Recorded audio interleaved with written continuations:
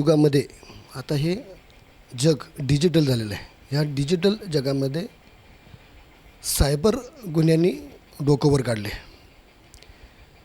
Digital याच्या युगाच्या अगोदर बँकांच्या बाहेर हातचलाकी करून सर्वसामान्य लोकांना लुटणारी जी गँग होती, तेच आता सायबर गुन्ह्याच्या माध्यमातून विविध राज्यात बसून तुमच्यावरती डल्ला मारला जात आहे. विविध प्रकारचे त्यात गुन्ह्याचे प्रकार आहेत. यासाठी सगळी माहिती देण्यासाठी आपल्याबरोबर महाराष्ट्र सायबर सेलचे DIG संजय शिंद्रे आपल्याबरोबर आहेत. साहेब, लोकनिर्भीडमध्ये स्वागत आहे. आता की वेगवेगळे आयडिया आहे, गुन्हेगार करायला लागलेत, त्याच्यावरती किती क्लृप्त्या केल्या तरीसुद्धा हल्ले काय सायबरचे कमी होत नाहीत. त्यासाठी आटोकाट सायबर प्रयत्न करत आहे. सायबर गुन्हे म्हणजे नेमकं काय?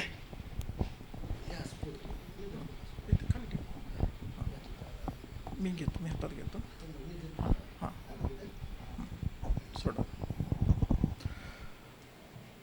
सायबर गुन्हे म्हणजे इंटरनेट आणि इलेक्ट्रॉनिक साधनं यांचा गैरवापर करून जी लोकांची फसवणूक केली जाते, एखाद्या बिझनेसची फसवणूक केली जाते, त्याला साधारणपणे आपण सायबर गुन्हे म्हणतो.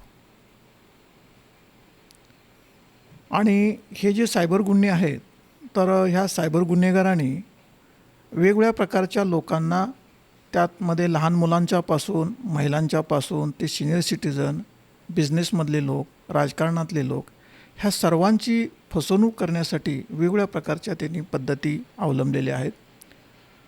खास करून जो डेटा इंटरनेटच्या माध्यमातून किंवा वेगवेगळ्या प्लॅटफॉर्मच्या माध्यमातून सर्वसाधारण नागरिक त्या फेसबुकवरती किंवा ट्विटरवरती किंवा वेगवेगळ्या चॅटिंग प्लॅटफॉर्मवरती जो डेटा ठेवला जातो, हा डेटा बऱ्याच वेळेला लीक होतो किंवा वेगवेगळ्या कॉलेजेस असतील, स्कूल असतील, हॉस्पिटल्स असतील, मेडिकल स्टोअर्स असतील, मल्टिप्लेक्सेस असतील, मॉल्स असतील, या ठिकाणी वेगवेगळ्या प्रकारचा डेटा हा नागरिकांच्याकडून दिला जातो. त्या डेटामध्ये आधार कार्ड जातं, कधी पॅन कार्ड जातं, कधी फोटो जातात, किंवा त्यांनी जे काही सेलिब्रेशन केलेले आहेत किंवा त्यांनी कुठं प्रवास केलेला आहे, हा सर्व प्रकारचा डेटा हा सायबर गुन्हेगारांच्याकडे जातो.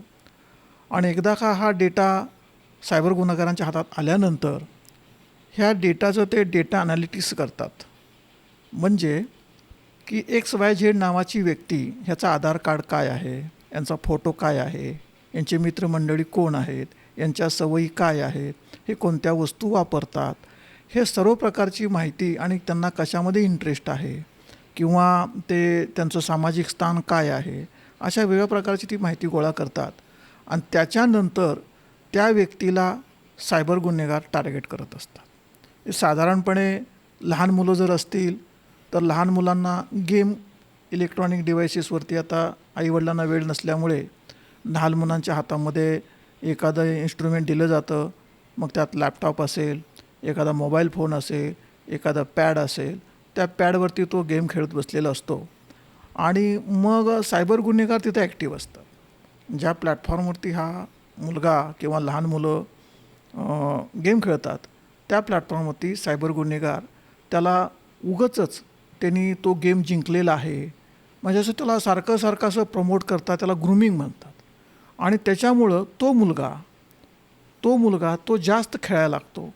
मग सुरुवातीला तो फ्री असतो, काळाच्या ओघात त्याची स्टेप वाढते, त्याला वाटतं की मी जास्त चांगला खेळतो. मग त्याच्यानंतर मग तो पैसे लावायला लागतो. मग पैसे लावता कधी त्याला आईवडील पैसे देतात, त्याच्या छोट्या मोठ्या अकाउंटवरती पैशाला देऊन टाकतात, पॉईंट्समध्ये पैसे दिले जातात. पण बऱ्याच वेळा असं होतं की तो मुलगा हळूहळू आईवडिलांचं अकाउंट घेतो आणि त्याच्यातून ते पैसे द्यायला सुरुवात करतो. आणि मग त्या ठिकाणी सायबर गुन्हेगार या आईवडिलाचं जे मुलाचं अकाउंट आहे, त्याच्या अकाउंटमध्ये जेवढे काही पैसे असतील ते पैसे ते काढून घेतात. त्याचबरोबर या मुलांच्यामध्ये एक मानसिक विकृती निर्माण होते. ती मुलं वारंवार ते गेम खेळत असल्यामुळं त्यांचं अभ्यासामध्ये लक्ष असणं किंवा त्यांचा एकाकीपणा असणं किंवा ते गोंधळलेल्या मनस्थितीमध्ये असणं, त्यांच्या आरोग्यावरचा परिणाम, म्हणजे वेगवेगळ्या, कारण का त्या वयामध्ये त्यांना बऱ्याच गोष्टीचं ज्ञान नसतं आणि ते त्यांना पेलवत नाही आहे. हे जे काही त्रास आहे तो मानसिक किंवा जो शारीरिक, डोळ्यावर ताण येणं, त्याच्यामुळे ते एकंदरीत त्याच्या वाढीवरती सुद्धा त्याचा परिणाम होतो. आणि काही मुलांना मानसिक आरोग्य केंद्रामध्ये सुद्धा किंवा डॉक्टरांच्याकडे सुद्धा जाऊन उपचार घ्यावे लागलेले आहेत. महिलांच्या बाबतीत हे काय करतात की त्यांच्या बाबतीत सायबर बुलिंग आहे, सायबर स्टॉकिंग आहे. म्हणजे काय की या महिला ज्या आहेत की बऱ्याच वेळेला फेसबुकवरती अनेक लोकांच्या फ्रेंड रिक्वेस्ट, अननोन माणसांच्या फ्रेंड रिक्वेस्ट ॲक्सेप्ट करतात. मग त्याच्यातून जेव्हा तुम्ही एखाद्याची फ्रेंड रिक्वेस्ट ॲक्सेप्ट करता फेसबुकवरती, त्याच मोमेंटला तुमचा डेटा ज्यांच्याबरोबर तुमची फ्रेंडशिप आहे त्याच्याकडे तो डेटा जातो. मग तिथं जे सायबर गुन्हेगार असतात वेगवेगळ्या माध्यमातून ते येतात. एखाद्या महिलेला काही बाबा वर्कआउट केलेल्याचे व्हिडिओ टाकत असते, एखादी महिला स्वतःचे फोटो टाकत असते, किंवा एखादी महिला ती कुठल्या ग्रुपमध्ये गेलेली आहे, कुठं टूरला गेलेली आहे किंवा कुठं ट्रॅव्हलिंगला गेलेली आहे, तर असे काही बरेचसे फोटो टाकले जातात. मग त्याच्यावरती हा डेटा कलेक्ट करून cyber bullying, cyber stalking, body shaming अशा प्रकारचे त्याच्यावरती सारखं त्याच्यावर पाळत ठेवले जाते. त्याच्यामध्ये सुद्धा महिलांना जास्त मानसिक त्रास होतो. त्याच्यातून ब्लॅकमेलिंग होतं. त्यांच्या फोटोचा गैरवापर करून त्याचा डीपफेक केला जातो, त्याचा डीपफेक व्हिडिओ बनवला जातो. नको त्या व्यक्तीबरोबर त्यांचे फोटो डीपफेकच्या माध्यमातून तयार केले जातात की जेणेकरून त्या महिलेला तिचा कुटुंबातला किंवा तिचं वैवाहिक संबंध याच्यामध्ये बिघाड येतो आणि मग ह्यातून ब्लॅकमेलिंग आणि हा सगळा प्रकार चालू होतो. असे प्रकारचे गुन्हे झालेले आहेत.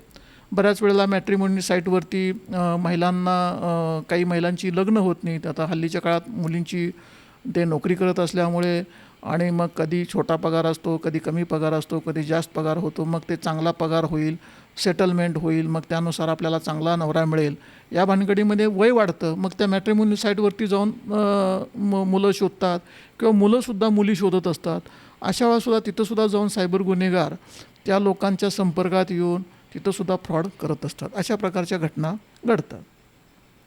त्याच्यानंतर काही सिनियर सिटिझन्स असतात की यांचं अशी अवस्था असते की त्यांच्याकडे पैसा खूप असतो किंवा बऱ्यापैकी अकाउंटला पैसा असतो, हे सेटल असतात आणि त्यांच्या आयुष्याची कमाई कुठल्या तरी बँकेमध्ये साठवलेली असते.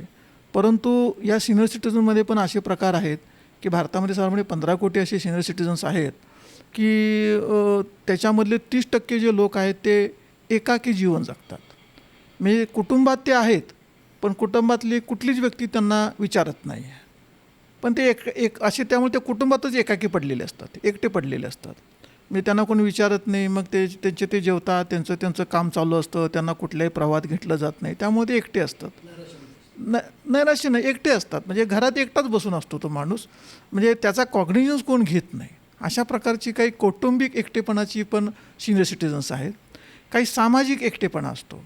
सामाजिक एकटेपणा म्हणजे कसं आहे की एखादा माणूस वरिष्ठ पदावरती नोकरी करत असतो, आयुष्यभर मान सन्मान घेत राहिलं, नोकरी केली असते, त्यामुळे त्यांनी आदेशावर दुसऱ्यांनी राबलेलं असतं. आणि असा जो व्यक्ती असतो मग तो बिझनेसमन असतो, राजकारणात असेल किंवा एखादा प्रतिष्ठित समाजसेवक असेल, हे असे जे लोक आहेत तर यांना सर्वसामान्यांच्यामध्ये बसून तिथली जी काही चेष्टा मस्करी सहन होत नाही.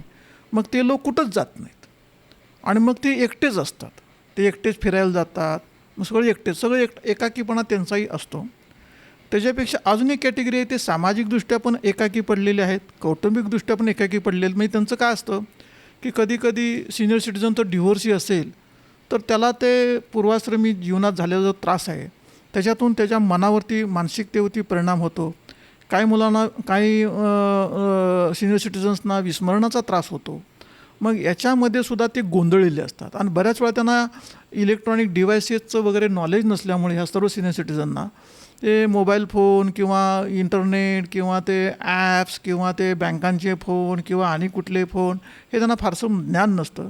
मग त्यांच्या बाबतीतसुद्धा तुम्हाला आम्ही टेक्निकल सपोर्ट देतो, तुमच्या घरातला टी व्ही दुरुस्त करतो, फ्रीज दुरुस्त करतो, किंवा ते घरात एकटे असताना काहीतरी बिघाड होतो मग ते कोणाला तरी फोन लावतात.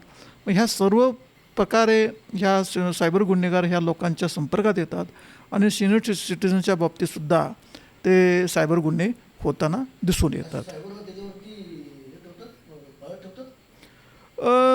पाळत ठेवत नाही, ते रँडम कॉल असतात. रँडम कॉल म्हणजे काय की ते अनेक लोकांना कॉल करतात. सायबर गुन्हेगार तुमच्यापर्यंत पोचण्याचे मार्ग कोणते आहेत?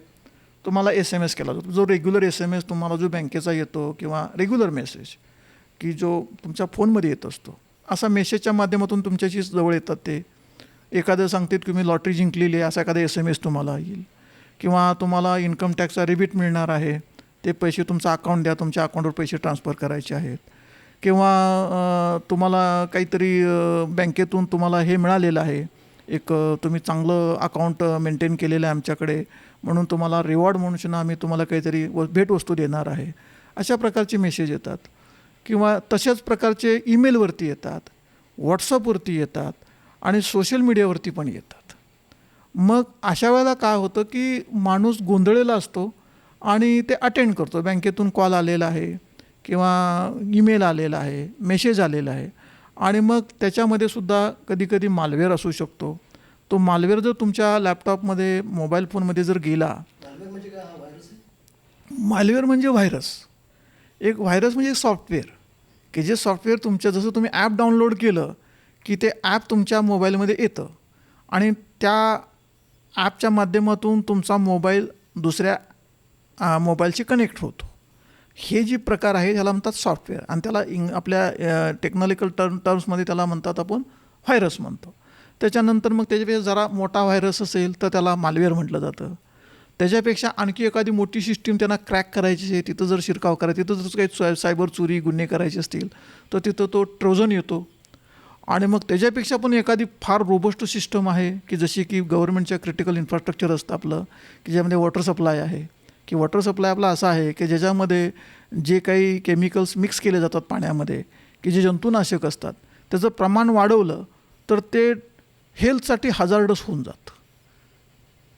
मग ते ठराविक प्रमाणात जर गेलं तर ते हेल्थसाठी काही प्रॉब्लेम नाही आहे. त्याच्यातले तर त्याचे जंतुनाशकामुळं ते जंतू नष्ट होतात आणि आपल्यासाठी सेफ वॉटर मिळतं. त्याचं प्रमाण वाढवलं, मग ह्याच्यामध्ये एक रोबोट सिस्टीम लावलेली असते वॉटर सप्लायमध्ये किंवा इलेक्ट्रिक सप्लायमध्ये. ही सिस्टीम ब्रेक करण्यासाठी त्यांना पण ट्रोजन टाईपचे म्हणजे मोठे सॉफ्टवेअर्स लावावे लागतात, त्यात सिक्युरिटी थ्रेट ते ब्रेक करण्यासाठी. त्याचबरोबर ट्रोजन, त्याला हॉर्सेस म्हणतात. मग अशा प्रकारची वेगवेगळ्या प्रकारची व्हायरसेस आहेत हे, पण त्याचं जशी सिस्टीम मोठी तसा सॉफ्टवेअर मोठा, त्याचं नाव वेगळं, अशा प्रकारची सिस्टम आहे. तर हे व्हायरसेसचा वापर सायबर गुन्हेगार करतात. मग हे व्हायरसेस तुम्हाला PDF फॉर्मॅटमध्ये येतात. आता समजा एखादा व्यक्ती इतिहासाचं लेखन ह्याच्यामध्ये इंटरेस्ट असणारा असेल तर त्यांना अशी एखादी इतिहासाची एक वर टॅगलाईन वर आली असते की औरंगजेबाचा इतिहास, शिवाजी महाराजांचा इतिहास, किंवा आणि मग तो माणूस, तो पत्रकार असेल किंवा एखादा त्यातला चाहता वर्ग असेल, काही माहिती असेल, तो लगेच प्रेस करतो, तर त्याच्यामध्ये मालवेअर असतो आणि तो मालवेअर तुमच्या मोबाईलमध्ये, हँडसेटमध्ये जाऊ शकतो. आता हे मालवेअर कसे येतात की तुमच्या अनोळखी व्यक्तीकडून येतात, तुमच्या ओळखीचा माणसाकडे तो येत नाही आहे. मग ज्या कोणाला पहिला अनोळखी व्यक्तीकडून येतो तर त्यांनी अनोळखी व्यक्तीकडून आलेले PDF वगैरे हे असे उघडण्याचं टाळावं, की जेणेकरून तसा मालवेअर तुमच्या मोबाईल फोनमध्ये शिरणार नाही. एखादा मालवेअर जर तुमच्या फोनमध्ये घुसला तर त्याचं एक साधारणपणे तो परमिशन मागतो किंवा तुमचा फोन ब्लिंक व्हायला लागतो, तुमचा फोन बंद पडतो.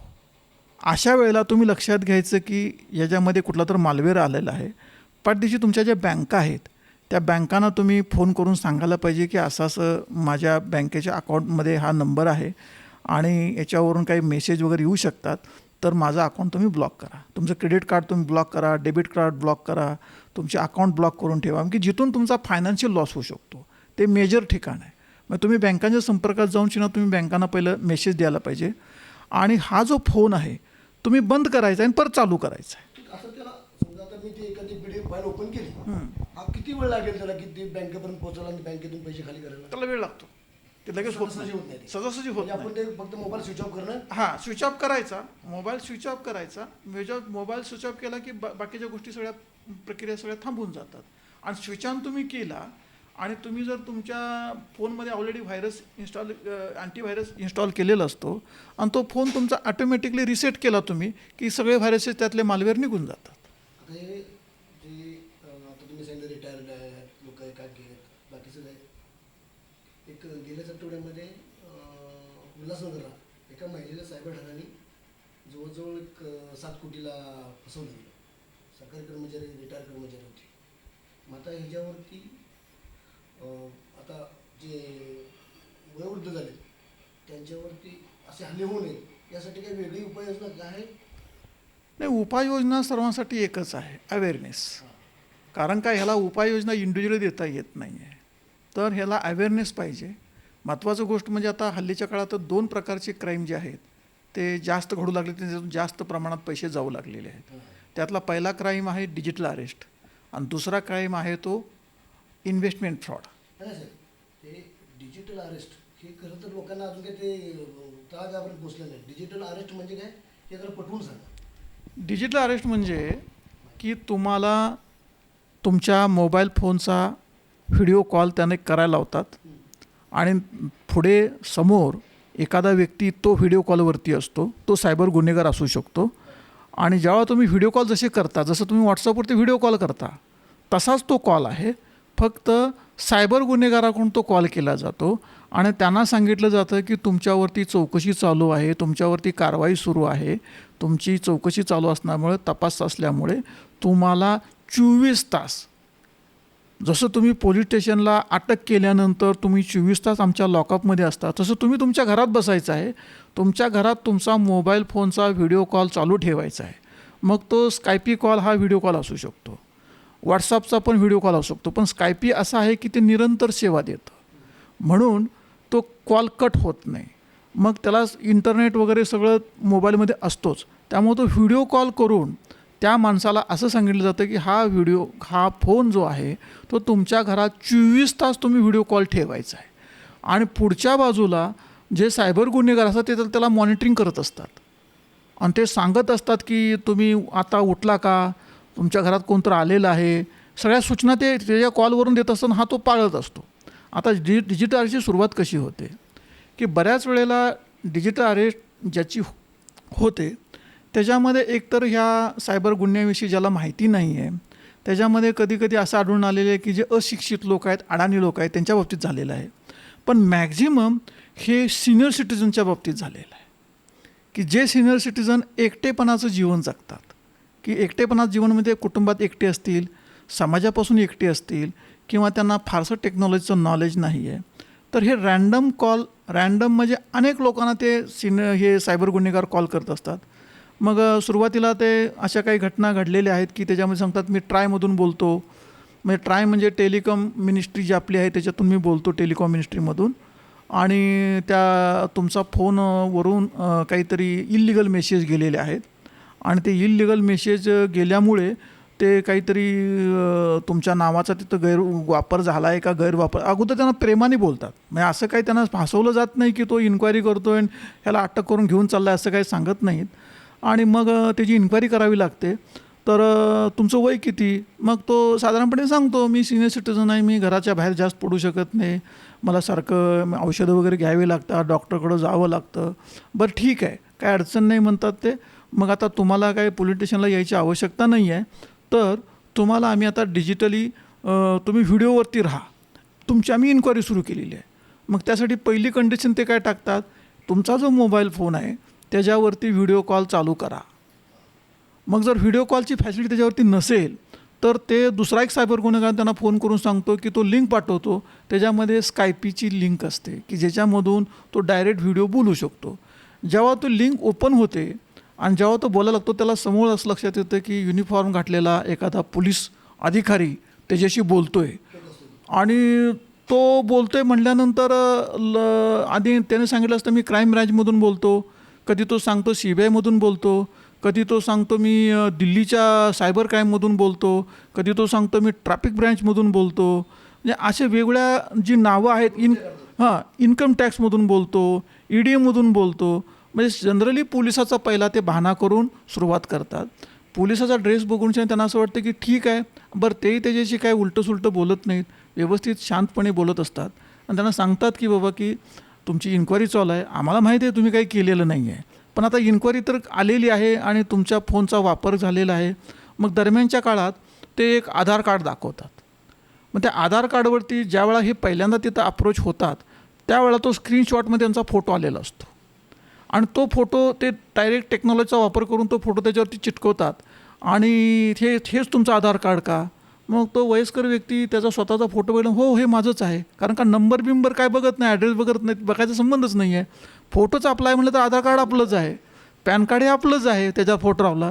आणि सायबर गुन्हेगार टेक्नॉलॉजीचा वापर करून फ्रॅक्शन ऑफ सेकंदमध्ये त्या एखाद्या आधार कार्डवर त्याचा फोटो चिटकून हे तुमचंच आहे का असं दाखवलं जातं. आणि ते प्रिंट बघितल्यामुळे त्यालाही खात्री वाटते की पोलीसवालाच आहे.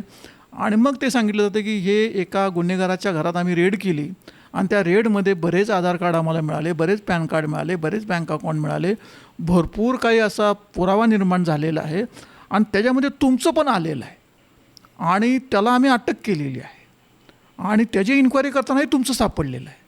मग आता एक तर असू शकतं की एक तर त्यात तुम्ही असाल किंवा तुम्ही नसाल, तर हे तुमच्या नावाचं कोणीतरी आधार कार्ड तयार करून तुमच्या नावाचं कोणीतरी आधार कार्डचा वापर करून कोणीतरी बँकेत अकाउंट काढलेलं आहे.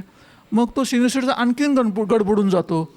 मग बरं ठीक आहे म्हणतात, आता हे सगळं मॅटर झालं आहे, सुरुवात झालेली आहे, चौकशी तर थांबवता येत नाही आहे.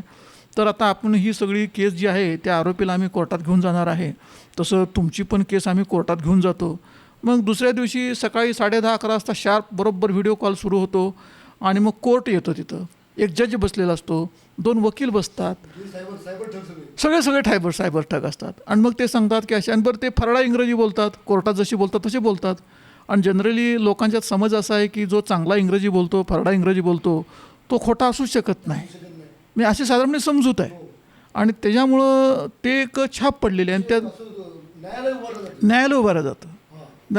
जज असतो, 2 वकील असतात, तिथं पोलीसवाला असतो, ती केस चालू असते. जसं काही तुम्ही पिक्चरमध्ये एखादा सीन बघता आणि त्याच्यामध्ये जो सीन रंगवला जातो तसाच तो सीन व्यवस्थित रंगवला जातो. मग खात्री पडते. मग ते कोर्ट लगेच आदेश पण देतं की तुमच्या नावावर किती प्रॉपर्टी आहे, तुमचे अकाउंट किती आहे, तुमचं कुठे येपडे आहेत, तुमच्या बायकोच्या अंगावर किती सोनं आहे, तुमची स्थावर मालमत्ता कुठं आहे, ही सगळं तुम्ही डिस्क्लोज करा. मग त्या लगेच आदेश पण येतो, तो लगेच त्याला स्कायपीवरती दिसतो तो आदेश. हां, कोर्टाचा आदेश पण आला 4 वाजता. 10 वाजता हिअरिंग झाली, 10:30 वाजता हिअरिंग झाली, दुपारी 3:30-4 वाजता आदेश झाला की असं तुम्ही सगळं डिस्क्लोज करा. बरं, तर पहिले त्यांनी सांगितलं असतं की ही इन्क्वायरी डिस्क्रीट चालू आहे, तुमची बदनामी होऊ शकते, स्थानिक पोलिसांना काय तुम्ही सांगायचं नाही, तुमच्या नातेवाईकांना बोलायचं नाही, मुलाबाळांना सुद्धा बोलायचं नाही, घराच्या बाहेर जाताना आमची परवानगी घेतल्यावर घराच्या बाहेर जायचं नाही आणि जे आम्ही सांगू तसंच वागायचं. अदरवाईज काय होईल, तुमचे नातेवाईक, तुमचे जे संबंधित लोक आहेत ह्या सगळ्यांना आम्ही अटक करून टाकू, असं सांगितल्यामुळं तो म्हणतो की हे इन्क्वायरी चालू आहे आणि आपलं ह्याच्यातून इन्क्वायरीतून आपण बाहेर पडणारच आहे.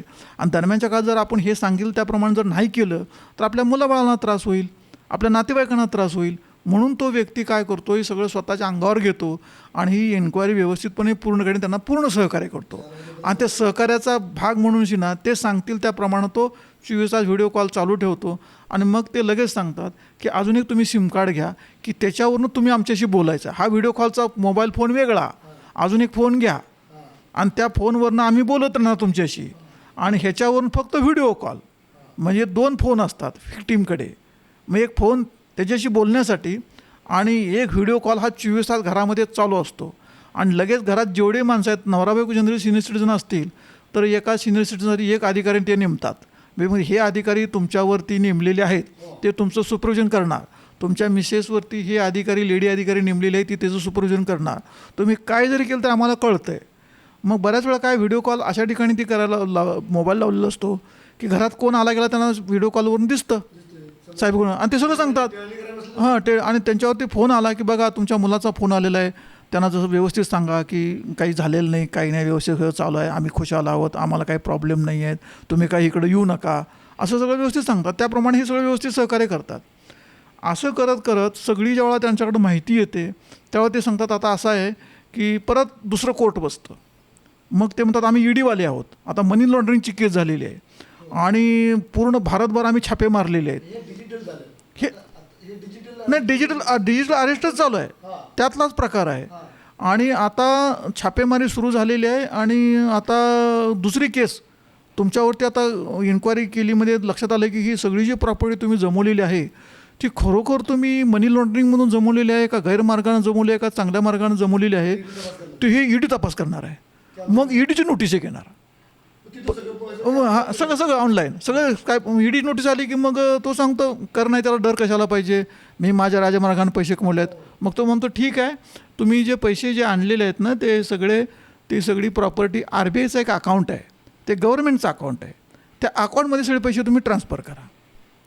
मग त्यांचं व्यवस्थितपणे त्यांचं ग्रूमिंग केलं जातं, त्यांना व्यवस्थित त्यांची मानसिकता हाताळली जाते आणि त्यांना सांगितलं तुम्ही बँकेत जायचं आहे, बँकेतल्या मॅनेजरला सांगायचं की मला इन्व्हेस्टमेंट करायची आहे, मी पैसे ते बाहेर काढणार आहे. असं करत एका केसमध्ये एक व्यक्ती 28 वेळा बँकेत 27 वेळा बँकेत गेला आणि 40 दिवस तो डिजिटल अरेस्टमध्ये होता. हा मुंबईतला प्रकार आहे. 40 दिवस तो डिजिटल अरेस्टमध्ये होता. नवरा बायको दोघंही डिजिटल अरेस्टमध्ये होते. 27 वेळा तो बँकेत गेला. प्रत्येक वेळेला जाऊन 2 कोटी 3 कोटी 2 कोटी करत त्याने 58 कोटी पैसे सायबर गुन्हेगार सांगतात त्या RBI जे त्यांनी भासवलं RBIचं अकाउंट, त्या अकाउंटमध्ये त्यांनी पैसे ट्रान्सफर केले. 40व्या दिवशी त्यांना असं कळालं की त्यांना सायबर गुन्हेगारांनी परत 2.5 कोटी मागितले. तुमचं घर जप्त करू, आम्ही तुमच्या घराकडे यायला लागलेलो आहे असं म्हणल्यानंतर मग यांची घाबरगुंडी उडाली आणि मग ते इतर सिनियर सिटीजनला जाऊन भेटले आणि नंतर सगळ्यांनी मिळून चर्चा केली 10 दिवस आणि त्याच्यानंतर मग ते महाराष्ट्र सायबर ह्या कार्यालयामध्ये आले आणि त्यांनी सांगितलं असा असा गुन्हा घडलेला आहे आणि त्याच्यानंतर मग तो गुन्हा दाखल झाला. त्यानंतर त्यांना कळालं की हा डिजिटल अरेस्टचा प्रकार आहे. असाच प्रकार पुण्यामध्ये एक महिला आहे, शिक्षिका, रिटायर झालेली, तर त्यांनाही जवळजवळ 96 लाखाला सायबर गुन्हेगारांनी डिजिटल अरेस्टमध्ये फसवलेलं आहे. अजून एक प्रकार झाला ग्रामीण भागात बारामती साईडला, एक साधारणपणे कमी शिकलेला मुलगा, तुझ्यावरती खुनाचा गुन्हा दाखल झालेला आहे आणि तपास चालू आहे असं ह्या नावाखाली त्याच्याकडूनही त्याच्या जपड्या मोडून सगळे सोनं नाणं विकून 1.25 कोटीची त्यांनी लूट केलेली आहे. एक पुण्यामध्ये अजून एक कपल आहे, त्यांच्याकडे सुद्धा सायबर गुन्हेगारांनी असंच तुमचं ट्रायमधून बोलतो, तुमचा फोन बंद होणार आहे, मनी लॉन्ड्रिंग झालेलं असं सांगून 1.25 कोटीची फसवणूक केलेली आहे. त्याच्यानंतर मुंबईमध्ये अजून एक महिला शिक्षिका आहे, प्राध्यापिका, रिटायर झालेल्या होत्या, त्यांच्याकडूनही ते तुमच्या फोनवरून फोन ब्लॉक होणार आणि मनी लॉन्ड्रिंग तुम्ही केलं असं सांगून त्यांनाही 15 या प्रत्येक केसमध्ये कुणाला 15 दिवस, कुणाला 30 दिवस, कुणाला 20 दिवस असं डिजिटल अरेस्ट केलेलं आहे आणि त्यांच्याकडून पैसे उकलले. मुंबईला तुम्ही सांगितलं की 40 दिवस डिजिटल अरेस्ट केलं आणि ती काही करोड रुपयाचा घोटाळा झाला, त्याच्यावरती काय पुढे काय सायबरने काय सायबरने ह्याच्यामध्ये 32 लोकांना अटक केलेली आहे. अजून त्याचा तपास चालू आहे आणि हा क्लिष्ट स्वरूपाचा तपास असतो, त्यामुळे त्याला वेळ लागतो. आत्तापर्यंत 32 गुन्हेगार त्याच्यामध्ये अटक झालेले आहेत. 8 सिनियर सिटीजनचे आणि अनेक गुन्ह्यामध्ये अनेक गुन्हेगार अटक झालेले आहेत. पोलिसांची कारवाई चालूच आहे, परंतु प्रॉब्लेम आहे जो मेंटल ट्रॉमा किंवा एखाद्या व्यक्तीचे सगळेच पैसे जाणं आणि ह्याच्यामध्ये एकदा पैसे गेले की ते मल्टी लेअरमध्ये जातात, अनेक अकाउंटमध्ये जातात की ते पूर्ण भारतभर अकाउंट असतात. कधीकधी ते पैसे क्रिप्टोमध्ये निघून जातात, कधीकधी ते पैसे हवालाच्या मार्फत परदेशात जातात. जेवढा विलंब कराल तेवढं ते पैसे मिळण्याचे चान्सेस कमी होतात. सगळे पैसे निघून जातात आणि सगळे पैसे गेल्यानंतर जर तुम्ही लेट जर कंप्लेंट केली तर रिकव्हरी होण्याचे चान्सेस, कारण का हे मल्टिपल अकाउंट्समध्ये कधीकधी देशाच्या बाहेर पैसा जातो, कधीकधी क्रिप्टोमध्ये पैसा जातो. पण जिथं डिसेंट्रलाइज क्रिप्टो आहेत, म्हणजे जिथं त्याचं रजिस्ट्रेशनच नाही किंवा ते डिसेंट्रलाइज आहेत, म्हणजे त्यांना गव्हर्नमेंटचं कुठल्याही नियंत्रण नाही, अशा जर क्रिप्टोमध्ये गेला तर तो पैसा परत मिळण्याचे सुद्धा चान्सेस कमी आहेत. कधीकधी हे सायबर गुन्हेगार चेकबुक देतात आणि पैसे ATMमधून विड्रॉ करतात. ATMमधून विड्रॉ पैसे केल्यानंतर त्याला ते रिकव्हरी करणं तेही मुश्किलीचं जातं आणि बऱ्याच वेळेला ह्या गुन्ह्यामध्ये तर 20,000 अकाउंटमध्ये ते पैसे गेलेले आहेत आणि पूर्ण भारतभर ते पैसे पसरलेले आहेत. त्याच्यामुळे प्रत्येक ठिकाणी म्यूल अकाउंट हा दुसरा एक प्रकार असा आहे की ज्याच्या नावाचा अकाउंट आहे त्याला त्या ॲक्टिव्हिटीबद्दल काहीच माहीत नसतं. त्यांना असंच काहीतरी 10,000 रुपये 5,000 रुपये मिळतील किंवा त्या अकाउंटवर आलेल्या पैशामध्ये काही टक्के पैसे त्याला मिळतील या आमिषापोटी त्यांनी ते त्या कोणाला तर अकाउंट चालवायला दिलं असतं आणि सायबर गुन्हेगार ह्या म्यूल अकाउंटचा ते वापर करत असतात आणि त्याप्रमाणे ते पैसे बाहेर काढत असतात. त्यामुळे ह्याच्यात खबरदारी एवढीच आहे की कोणतंही CBI, crime branch, police, traffic, ED, supreme court, high court कोणीही काही बहाणा बनवून जर आपल्याला कोणी जर व्हिडिओ कॉल करून जर डिजिटल अरेस्ट केलं असेल, ह्या सगळ्या गोष्टी फेक आहेत. मुळात सिनियर सिटीजननी असे एकदा फोन आल्यानंतर ते फोनच घ्यायचं टाळलं पाहिजे आणि तात्काळ नजीकच्या पोलीस स्टेशनला कळवलं पाहिजे. तात्काळ सर्वात महत्त्वाचं म्हणजे तुमचे जवळचे नातेवाईक, मग मुलं असतील, सुना असतील किंवा जवळचे फ्रेंड सर्कल असेल, त्यांना सांगितलं गेलं पाहिजे की, आणि नागरिकांनीसुद्धा ही सतर्कता पाळली पाहिजे की ज्याच्या आसपास जे सिनियर सिटीजन आहेत, ओळखीचे लोक आहेत, ते जर असे जर वेगळ्या प्रकारे वागत असतील किंवा काही संशयास्पद त्यांच्या हालचाली वाटलेल्या असतील, ते घरातून बाहेर पडत नाहीत किंवा घराकडे कोणाला बोलवत नाही आहेत किंवा समाजात आले तर वेगळंच बोलतात, असं जर वाटलं तर आजूबाजूच्या नागरिकांनी त्यांच्या नातेवाईकांनीसुद्धा सिनियर सिटीजनच्या घरात स्वतःहून जायला पाहिजे आणि चेक करायला पाहिजे की बाबा की नेमकी परिस्थिती काय आहे.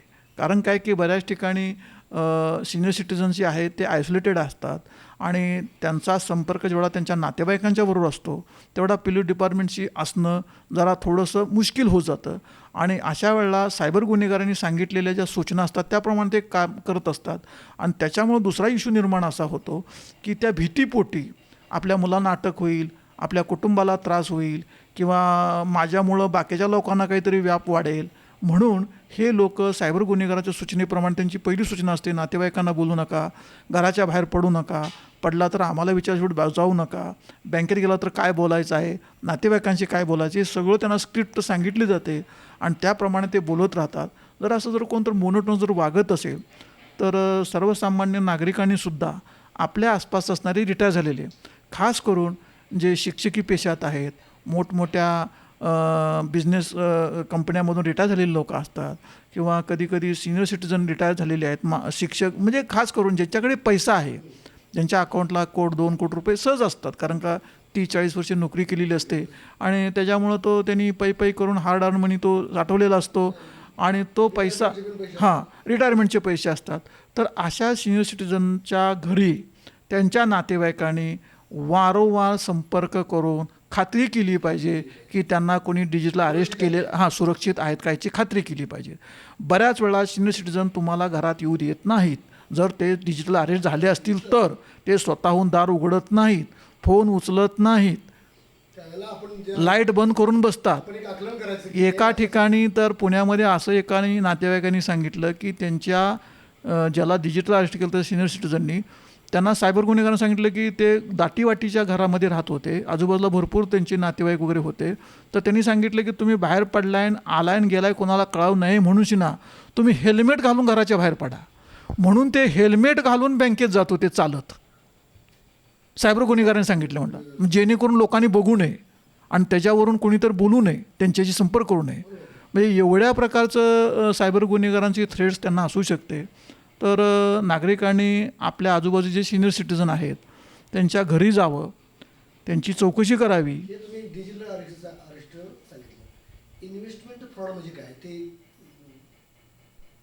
इन्व्हेस्टमेंट फ्रॉड म्हणजे असं आहे की जनरली 45 वयोगटाच्या वरील जे लोक आहेत किंवा ज्यांना पगार कमी आहे किंवा जे खूप राबत आहेत पण त्या प्रमाणात त्यांच्याकडे पैसे नाही आहेत, नोकरीचे पैसे मिळत नाहीत, मग या लोकांना फावला वेळ भरपूर असतो. मग हे सोशल मीडियावरती ॲक्टिव्ह असतात.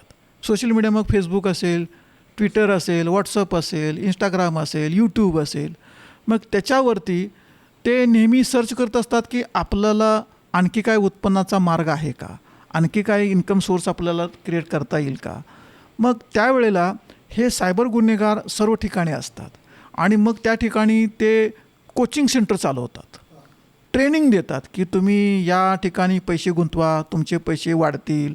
मग ते व्यवस्थित ट्रेनिंग घेणारे पण लोक आहेत. काही विक्टीम असे आहेत की ज्याच्यावर हा गुन्हा घडला त्यांनी महिना 2-2 महिने त्या URL वरती जाऊन ट्रेनिंग घेतले. मग त्या ट्रेनिंगमध्ये कधी 50-60-100 लोक असतात आणि त्याच्यामध्ये सायबर गुन्हेगार पण असतात. मग त्यातला एखादा सायबर गुन्हेगार किंवा एखादा व्हिक्टीम सांगतो की मी 5 लाख गुंतवले, मला 12 लाख मिळाले. मग तो त्याच्या हे पण पोस्ट करतो की हे सगळं डिजिटल चालू आहे, मीटिंग नाही काय नाही, हे सगळं असंच चालू असतं. कुठं भेटणे नाही, फिटणे नाही, काय नाही.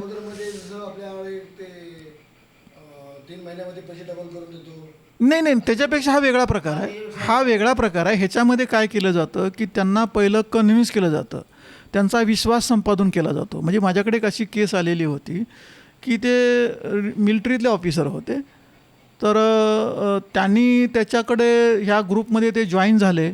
लगेच त्यांना 40 लोक दिसू लागले त्या ग्रुपमध्ये, काय कोण बोलतोय कोण बोलतोय. मग ते त्यांनी ट्रेनिंग घेतली त्याची 2 महिने.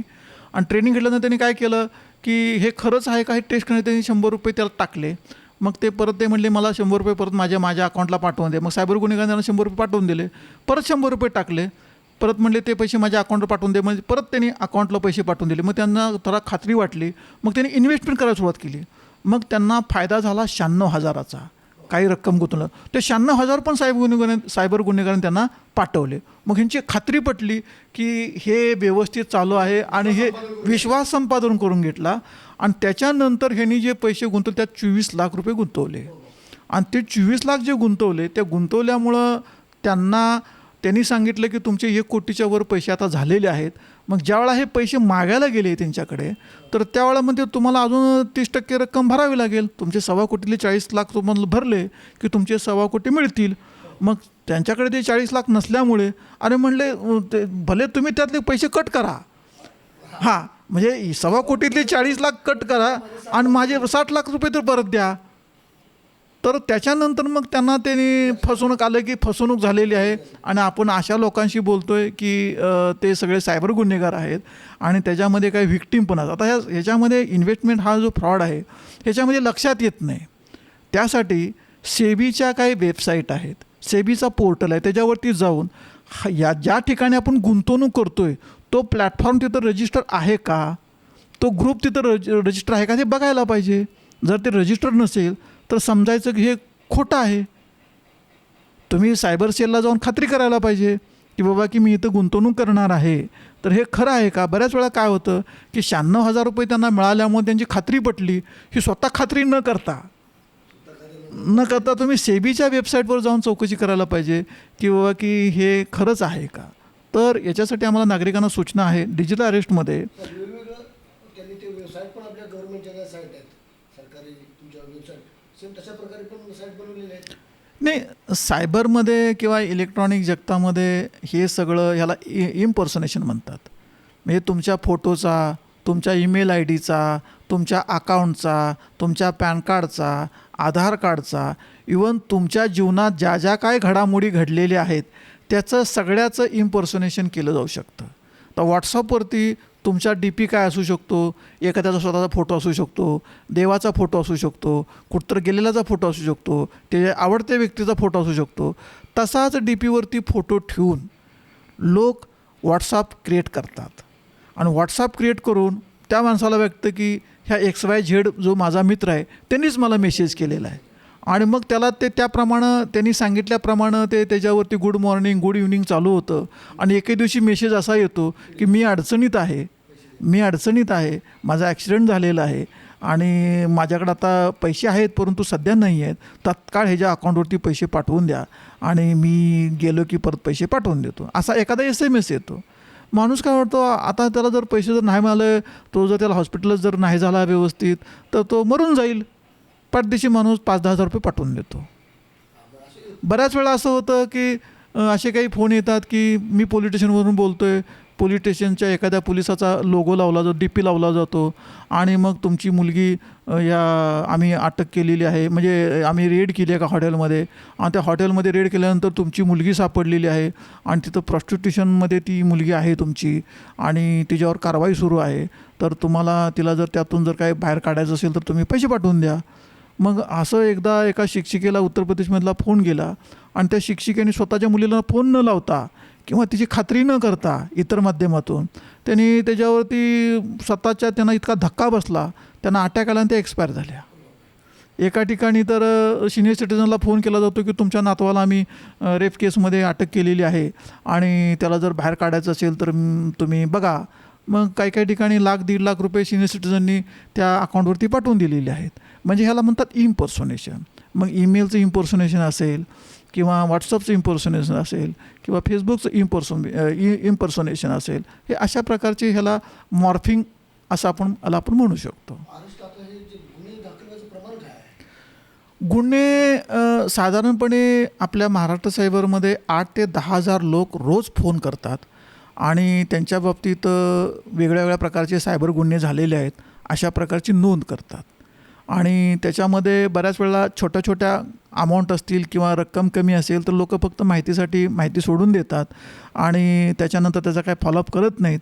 परंतु जर 3 तासाच्या आत तुमच्या अकाउंटमधून पैसे गेल्यानंतर तुम्ही 3 तासाच्या आत जर पोलिसांना जर फोन करून जर माहिती दिली किंवा 193 पोलिसांना नाही 1930ला पोलीस स्टेशनला नाही कुठल्याही पोलीस स्टेशनला जायची गरज नाही. 1930 याच्यावरती कॉल करायचा आहे 1930वरती कॉल करायचा आहे. जर तो कॉल लागत नसेल तर तुमच्या फोनमध्ये स्मार्टफोन जर असेल त्यात cybercrime.gov.in नावाचा पोर्टल आहे. त्या पोर्टलवरती जाऊन कंप्लेंट नोंद केली की लगेच त्या कंप्लेंटवरती कारवाई होते. पुढे पैसे गेले असेल ते अकाउंट स्टॉप होतात. ज्या सायबर गुन्हेगाराच्या अकाउंटमध्ये पैसे ते गेलेले आहेत त्या अकाउंटमध्ये ते पैसे गोठवून ठेवण्यात येतात. 3 तासाच्यावरती त्याला ट्रान्झॅक्शन करता येत नाही. 3 तासाच्या वरती जर गेल्यानंतर काय होतं की ते पैसे त्या अकाउंटमधून दुसऱ्या अकाउंटमध्ये जातात. 3 तास अकाउंटला राहतात पैसे. हां पैसे अकाउंटमध्ये पैसे राहतात. म्हणजे आपला फ्रॉड झाला की फक्त सायबर सेलला लवकरात लवकर कळवा म्हणजे तुमचे पैसे सेफ झाले म्हणजे पैसे जात मग तुम्ही तपास करा. तपासात कोणाला पकडायचं ते पकडा. परंतु पहिले सेफ होणं गरजेचं आहे. कुठल्याही सायबर गुन्हेगाराशी कुठल्याही नागरिकाची दुश्मनी नाही आहे. दुश्मनी कशामुळे आहे? पैसे काढून घेतल्यामुळे आहे. दुश्मनी कशामुळे आहे? ब्लॅकमेल केल्यामुळं आहे. दुश्मनी कशामुळं आहे? बदनामी केल्यामुळं आहे. तर ते बदनामी वेगळी त्याचा तपास करून त्याला शोधून काढता येईल. ब्लॅकमेल केलं त्याला शोधून काढता येईल. पण ते ब्लॅकमेल करून एखाद्यानं ज्यूज दिला तर ज्यू देण्याच्या अगोदर तुम्ही खात्री करा हा मला ब्लॅकमेल करतो तुम्ही कंप्लेंट करा. त्याची खात्री करा. तपास होईल त्याचा. आणि प्रत्येक गोष्टीचा सायबर गुन्ह्यामध्ये तपास होतो. प्रत्येक गुन्ह्यामध्ये आरोपी अटक होतो. अटक करणं सोपं आहे अवघड नाही. पण फायनान्शियल फ्रॉडमध्ये पैसे अनेक अकाउंटमध्ये गेल्यामुळे आणि म्हणजे जो तुम्ही 100 रुपये जर तुमचे गेले असतील तर त्याचे इतके तुकडे होतील आणि ते इतक्या ठिकाणी पैसे जातील ते गोळा करता करता फार मुश्किल होऊन जातं आणि त्याच्यामुळे तपासाला विलंब होतो आणि त्याच्यामध्ये पैसे मिळण्याचे चान्सेस कमी राहतात. परंतु ज्या नागरिकांनी 3 तासाच्या आत कॉल केलेला आहे त्यांचे 100% पैसे रिकवर झालेले आहेत. लोकांनी आपण संरक्षण कसं करायचं? लोकांनी जास्तीत जास्त आवर राहायला पाहिजे. डिजिटल अरेस्टच्या बाबतीत सिनियर सिटिझन्सनी काळजी घेण्यापेक्षा त्यांच्या संपर्कात असलेले नातेवाईक त्यांचा मित्रपरिवार किंवा त्यांचे जे काही सिनियर सिटिझनचे ग्रुप आहेत त्यांनी एकमेकाच्या घरी जायला पाहिजे. घरी जाऊन खात्री केली पाहिजे की तो डिजिटल अरेस्ट आहे किंवा नाही. कारण का त्याचे संकेत कुठंच मिळत नाहीत. त्याच्या घरी गेल्याशिवाय त्या सिनियर सिटिझनच्या जिथं कुठं ते राहतात मग तिथं तुम्हाला जर शक्य नसेल तर तुमच्या कुठल्या तर नातेवाईकाला पाठवा. सिनियर सिटिझनच्या नातेवाईकांनी मित्रमंडळांनी त्यांची काळजी घ्यायला पाहिजे. काळजी घ्यायला नाही त्याच्या घरी जायला पाहिजे आणि खात्री करायला पाहिजे तो डिजिटल अरेस्ट आहे किंवा नाही. हां कारण का की ज्याच्या अकाउंटवरती पैसे आहेत त्याला डिजिटल अरेस्ट होण्याचे चान्सेस जास्त आहेत. कारण का सिनियर सिटिझनचं बऱ्याच वेळा असं असतं की ते मेडिसिन खाली असतात, कधी कवर खाली असतात, कधी ते डिसेबल असतात, कधी त्यांच्या हालचाली मंदावलेल्या असतात, बऱ्याच वेळा त्यांच्या लक्षात राहत नाही. मग अशा अवस्थेतल्या माणसाला डिजिटल अरेस्ट करणं सायबर गुन्हेगारांना फार सोपं आहे. किंवा ॲक्टिव्ह असलेली लोक आहेत पण त्यांना काहीच माहीत नाही. त्यांचा CBIवरती विश्वास आहे, त्यांचा सुप्रीम कोर्टावरती विश्वास आहे. हे लोक जुन्या पिढीतले लोक आहेत. सायबरचे आपल्या देशामध्ये सायबरचा कायदा आहे. सायबरचा कायदा आहे ना. IT चा कायदा आहे. परत जे BNSS म्हणून जो आपला नवी भारतीय न्याय संहिता जी निर्माण झालेली आहे त्याच्यामध्ये भरपूर कायद्याचं प्रोटेक्शन खूप आहे. कायद्याचं प्रोटेक्शनला प्रॉब्लेम नाही. प्रॉब्लेम हा आहे गेलेले पैसे रिकवर होण्याचे चान्सेस कमी आहेत. आरोपी अरेस्ट करून करायचं. हां आरोपी अरेस्ट करून पैसेच मिळाले तर पैसे भरपूर आरोपी भरपूर मिळतात. एखाद्या गुन्हेगार 100-200 तुम्ही अटक करू शकता. पैसे मिळत नाही आहेत. आतापर्यंत तुम्ही एखादा मोठा फ्रॉड केला आहे आणि यातले एवढे आरोपी आता एक 6 महिने समजा की किती हा डिसेंबर महिना जानेवारीपासून साधारणपणे 10% रक्कम वसूल होते. हा रक्कम झालं. आरोपी किती अरेस्ट केले की त्यांना सजा लागली असेल? काय हजारामध्ये आरोपी आहेत. आरोपी अटक भरपूर झालेले आहेत. आरोपी भरपूर अटक झालेले आहेत. कन्व्हिक्शन कारण का नवीन क्राईम आहे त्याच्या कोर्टात तारखा चालायला पाहिजेत, ट्रायल व्हायला पाहिजेत. आता काही गुन्ह्यामध्ये पश्चिम बंगालसारख्या राज्यामध्ये काही गुन्ह्याची ट्रायल संपली तर त्याच्यामध्ये त्यांना कोणाला जन्मठेपेची शिक्षा लागलेली आहे, काही लोकांना फाशीची शिक्षा लागलेली आहे. तुम्ही महाराष्ट्र सायबर क्राईम हां तुमच्या या महाराष्ट्रातून एखाद्याला अशी एक लाईफ लागली किंवा एक 10 वर्ष सजा झाली असं एखादा काही नाही, काही घटना आहेत पण त्याची आता माझ्याकडे माहिती नाही आहे. सजा लागलेली आहे, माहिती नाही माझ्याकडे सध्या. लोकांनी आपले असं हं. आहे आहे आहे आहे सजा लागलेली आहे त्यांना, नाही असं नाही, कन्व्हिक्शन आहे. फक्त लोकांनी काळजी काय घेतली पाहिजे, सिनियर सिटीजनची काळजी घेतली पाहिजे, नातेवाईकांनी त्यांच्या घरात गेलं पाहिजे. स्वतः कुणाला कुणाची पण फ्रेंड रिक्वेस्ट ॲक्सेप्ट करता कामा नये. कुठल्याही सोशल मीडियावरती कुठल्याही प्रकारची जर URL आली, कुठल्याही प्रकारची जर बतावणीखोर बातमी आली, तुम्हाला लॉटरी लागलेली आहे किंवा काय झालेलं आहे, त्याला भाळून जाऊ नये. आपला मोबाईल फोन नेहमी चेक करावा. त्याच्यावरती लक्षात येतं की आपल्या अकाउंटमधून पैसे गेलेत किंवा नाही गेलेत. आणि ज्या ज्या ठिकाणी आपण सोशल मीडियाचा वापर करताना आपले स्वतःचे फोटो टाकताना काळजी घ्यावी. असे फोटो टाकू नयेत की त्याचा ब्लॅकमेल करण्यासाठी कोण दुरुपयोग करून आपल्याला कोण ब्लॅकमेल करू नये. तर ह्या सर्व गोष्टीची काळजी केली पाहिजे. OTP कुणाला दिला नाही पाहिजे. पिन नंबर कुणाला नाही OTP कुणाला देऊ नका. त्याला आता नवीन नाव टाकले त्याने गुगल कोड कुणाला देऊ नका. पिन नंबर देऊ नका.